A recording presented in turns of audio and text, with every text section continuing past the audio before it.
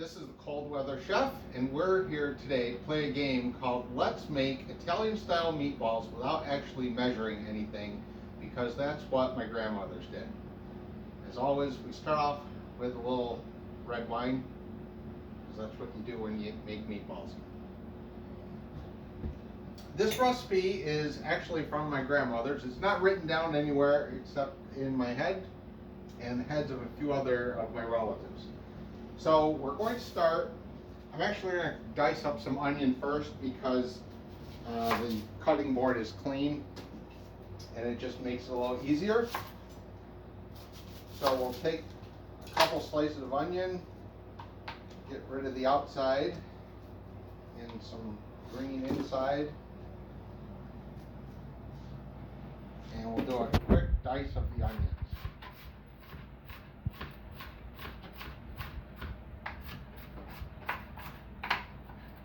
Onions add a lot of flavor to pretty much any dish that you're making, so meatballs are no exception. There's a lot of fat in the meat itself, which adds flavor, but onions complement that flavor.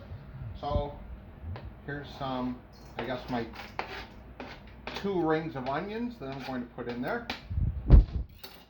Next, I'm actually going to put on gloves because it kind of makes a mess with your hands. Gloves are purely optional. I'm going to turn on the oven to bake at 350 degrees. So we're going to start with some ground beef. I personally like to use an 80-20 mix of ground beef. If you get ground beef that's too lean, it doesn't give you the right flavor. So you need to mix ground beef and pork. You can also mix in veal. I don't have any veal today, so we're just going to do 5 pounds of ground beef and 1 pound of pork. So we'll take our 5 pounds of ground beef, throw it in the container. This is actually 1 pound of Italian sausage, which also has a lot of fat in it, so that should be some good flavor. And then comes the fun part. You count the number of pounds that you have in your meat. In this case, 5 pounds of ground beef, 1 pound of Italian sausage is 6 pounds. And then you need eggs. And typically it's 1 to 1.5 eggs per pound. So with 6 pounds of meat, I think I'll use 8 eggs. 1, 2, 3, 4,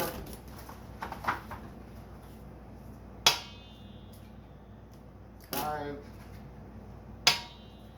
6, 7, 8. Great. Now that glove is all wet. So we're going to have to get a new glove. In the olden days, grandmothers didn't use gloves, but you need to add some breadcrumbs. I'm just using Progresso flavored breadcrumbs. And you'll need 1 handful for every pound of meat. So we have 6 pounds, so we'll need 6 handfuls. 1, 2, 3, 4, 5, 6. And then we will need some grated Parmesan or Pecorino Romano cheese. Take your pick. Same thing with 6 pounds of meat, you'll need 6 handfuls of cheese. 1, 2, 3, 4, 5, 6. Great. We're of course going to have a little bit of garlic because there is no Italian dish that doesn't have garlic. I don't know, just a spoonful. And some mint. Ideally you have fresh mint. I don't have fresh mint today, so this is mint from crushed mint from the store. And we're just going to throw in maybe half a tablespoon of mint. You really need to be careful because fresh mint and dried mint are vastly different, so the volumes are different. I would check the internet and see what the conversion is. And then we're going to throw in a little milk. All right. My gosh, all this work has made me thirsty.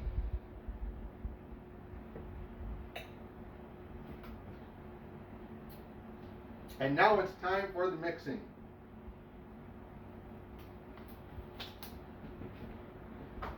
Don't be afraid to get your hands dirty. And you need a pretty big bowl if you're going to make a lot of meatballs.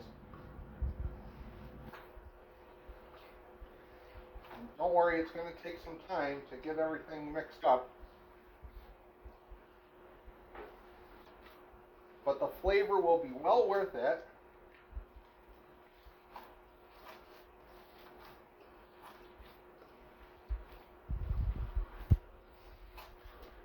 For those of you who have kids, they love this part because it is a game to them, and cooking should be fun.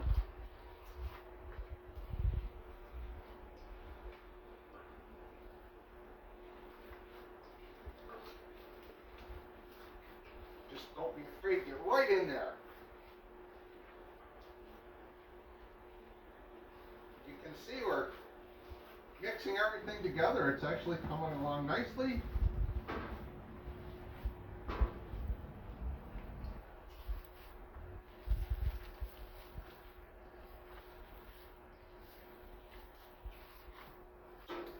Just be patient, a little bit more, and we're almost ready to start making our meatballs.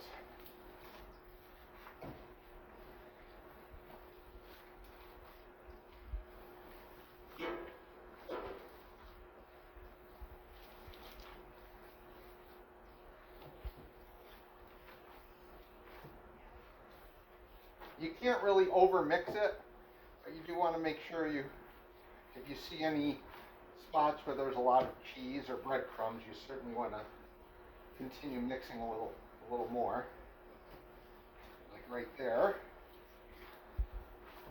All right, I think we're going along pretty good.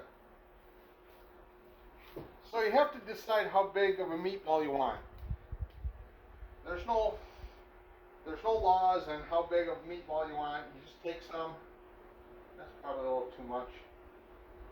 And just swirl it around in your hands, plop it on a cookie sheet.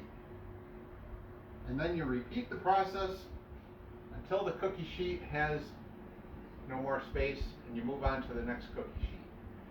So I'm going to make the rest of this cookie sheet and plop it in the oven at 350 degrees for about 20-25 minutes. Typically we don't actually cook the entire meatball. You would let the meatballs finish cooking in a pot of red sauce. We'll maybe adjust it a little bit so we can have a taste test at the end. All right, we'll be back in a few minutes. We're back with the Cold Weather Chef, and I've now got a tray full of meatballs that are ready to go in the oven. Before we do that, I just wanted to talk about meatloaf. Since I've made this giant bowl of mix, there's no rules around a meatloaf. It's certainly not a traditional meatloaf, but a meatloaf made with meatball mix is fantastic. So I'm just going to plop some of this meatball mix into a small oven-safe container. And this will make a great meal for 2 people, maybe 3 if you're light eaters. And I'll just put some tin foil over that, throw it in the freezer, and that'll be great someday. All right, now we need to put these meatballs in the oven. So here's the tray. Into our 350 degree oven for, we'll say 25 minutes. And we'll be back in 25 minutes to show you the finished product. Cheers. All right, we're back, and the meatballs have been in the oven for 25 minutes. We're going to take them out. They smell amazing. I'm just going to take tongs and grab some random one. They might stick just a little bit. And we'll cut it in half.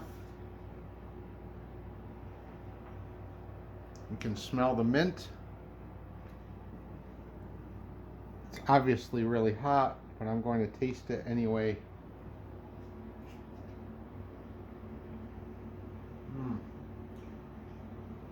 And that's an amazing meatball that Grandma can be proud of.